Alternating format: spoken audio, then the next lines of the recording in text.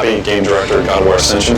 What you're about to see is a making of video that we've been shooting over about 2+ years. It gives you a good idea of the inception of an idea all the way through to the final product. Keep in mind that this is a work in progress. Enjoy. The three furies are divided into the physical fury, the mental fury, and the soul fury. The physical fury represents physicality and is dangerous by virtue of her physical involvement with Hecatonquiro and just straight up bashing out of Kratos. When I first started on the furies, we didn't really have them broken down into the three, so I was just painting furies. This was kind of an attempt at the sexy monster. I went for sparse clothing but dangerous looking. A lot of that has to do with the pose and kind of the facial expression. Here she gets even more like kind of wicked. They didn't like any of these. They did like this kind of insect angel wing thing. So that's why I brought this image up. As a response to that, I started building her up. I kept some of the sexy elements like showing some flesh, but also started giving her, you know, crazy deformations, weird muscles, big rib cage, pigeon-breasted, crazy claws, scary helmet, frowny face. These are all symbols of evil. And the more I played with her, the more she started to take on some aspects of the Impusa, but also she was doing her own thing.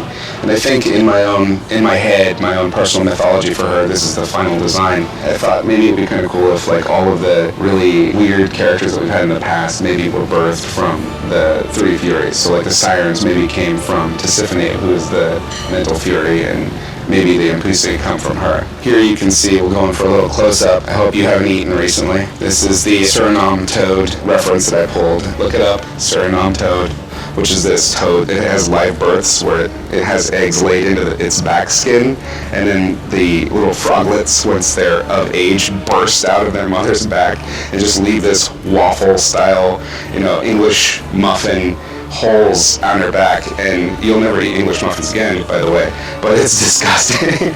It's so gross. You have crazy bustier style armor, but every time you look, you're going to be punished. She's my answer back for Aphrodite on the last game. She's basically the one that can go toe-to-toe with Kratos. She has like big appendages similar to Ares. She's a pretty tough chick. One of the first things we do is we create a rough gray mesh. Once that's approved, we can then jump back to the character and kind of really get into the anatomy. Like I'm at that point now where I'm starting to rough out some more interesting shapes and a little bit of anatomy into the crab-like appendages, starting to think about how does the back work, as well as how the drapery works and just how everything interacts as a whole. One thing with her face that we've really been focusing on is in the concept, Izzy had really drawn her face where there's a good wide set area between the eyes, and I think that's kind of that fine line we were talking about between human and creature. So I really tried to capture that space between the eyes and have it to where it's believable anatomy, but it is also kind of an exaggeration of what normally would be there.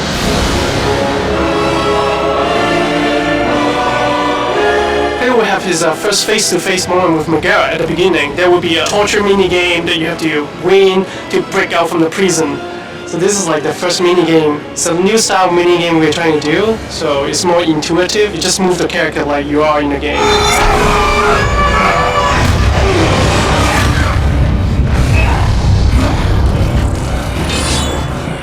The biggest challenge has just been interpreting the design with any character. There's going to be things that look great in concept, but then when we get into 3D, how do they read in 3D? What does it look like? So that's one thing we're dealing with now. We just kind of have to roll with the punches and get it to the level it needs to be. Her face originally was extremely battle-scarred. It was almost too creature-like, and we wanted to kind of bring back a little more feminine quality. I just took the sculpt and I brought it into Photoshop and I just painted some different ideas. And we ended up going for something a little bit more subtle. And this is what we ended up narrowing it down to. So you can see that she's been into battle. Her eye is scarred, but it's not like a zombie eye. Her lip still has a scar on it, but it's not exposing any teeth. It's not a disability. We still get the story and the sense of history in her. In the actual final model, this is what you see. And then it goes down into the neck, and then we even carried some of those scars, you know, down into the legs. These are where the parasites live. You know, I tried to sculpt some that were like semi-closed, like a parasite was still living in them, and then some of them that were open.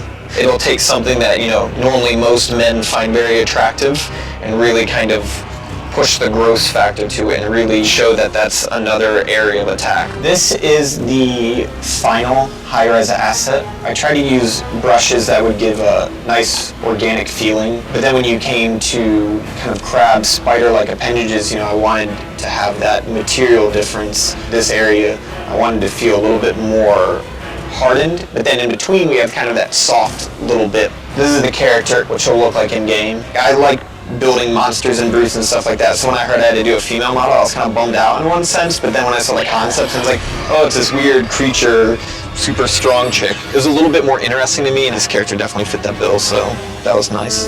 Not to worry. I am quite skilled at teaching. Race